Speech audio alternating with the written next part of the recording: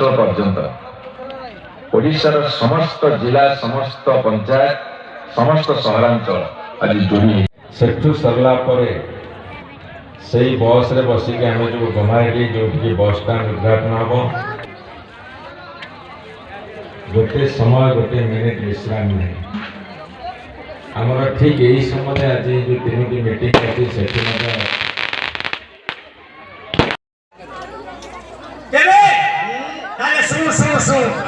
गोटाए पद कहवा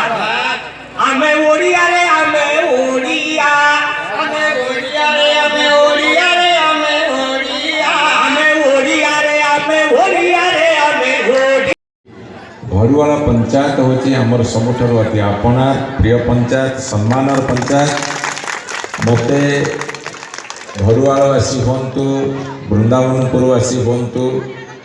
और समस्त गुरुजन माँ माने हूँ युवक बंधु माने हूँ जिते बड़े जो केवल एति आपण मान कहबी जे ओडिशा आज विकास पथरे आगु को बहुत जाइछि मुझे हिसाब आपण को देली नयागढ़ ब्लॉक शेष गाँ सरधापुर आरंभ करके कंटामुणी आरंभ करके सेपटे ओडगाँ पर्यंत समस्ते पाठ पढ़िबे मिलुछि मागणा पुस्तक पोशाक शिक्षण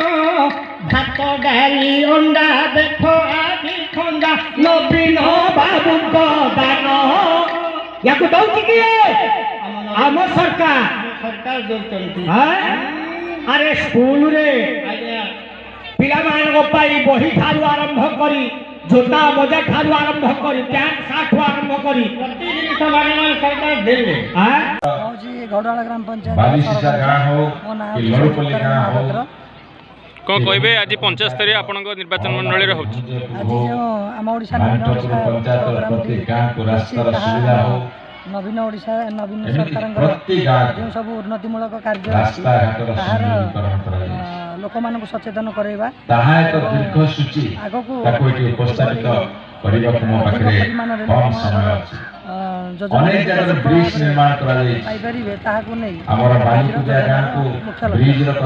पंचायत रे कोन डेवलपमेंट कार्य विषय रे पंचायत प्रति गाँव को पीवा पानी संयोग करा रास्ता घाट किंतु माननीय मुख्यमंत्री श्री नवीन पटनायक को धन्यवाद देवाक चाहे कृतज्ञता देवाक चाहे महानदी विशुद्ध जल जोगाइबार ए द्वारा ग्रामांचल विकास हो पारछि नयागढ़ ब्लॉक समस्त गाँव आज पीवा पानी जोगाइबा कार्य चली अछि किछि दिन भितर महानदी कूल नवीन पटनायक माननीय मुख्यमंत्री प्रयास केते दूर सफलता आपन नहीं आछि प्रति panchayat 4 lakh litre 5 lakh litre over tank निर्माण करा तापरे माननीय मुख्यमंत्री अनुरोध जणाई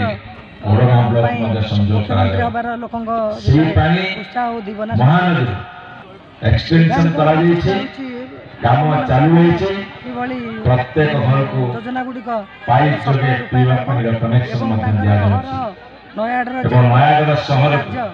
2009 मसीह काम आरंभ होला 2016 मसीह कंटिल बाणपुर ठारू पानी संयोग करा 21 कोटी टका शहर द्रुत विकास होउची नयागढ़ डिस्ट्रिक्ट हेडक्वार्टर शहर द्रुत विकास जो जनसंख्या बढ़ी चली कार्यक्रम चली 9टा ओवरहेड टैंक काम चली प्राय 7टा सरीगलानी कम दिन भितर ओडगाँ टाउन बा एनएसी बुढ़ाबुढ़ी डैम